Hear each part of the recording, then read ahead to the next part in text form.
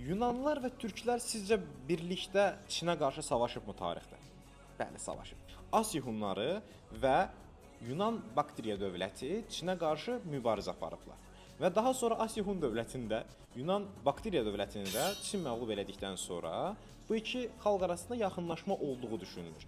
Belə ki, Çiçi Yabqu, yəni türklərin hökmdarı qərbə gedib Çindən qurtulmaq istəyir. Arxasınca düşən Çin ordularına qarşı partizan savaş aparır və həqiqətən uğurlu olur. Və daha sonra isə eynən çinlilər kimi qala tikərək onları söyüq ərazidə tutub saxlamaq istəyir ki, zəiflətsin. Yəni şimala gedib qala tikir və gözləyir ki, gəlsin bunu çinlilər mühasirəyə alsın, zamanla zəifləsinlər, ərzaqları bitsin və ölkələrinə dönsünlər. Əslində adam ağıllı düşünmüşdü, amma bir detal var idi.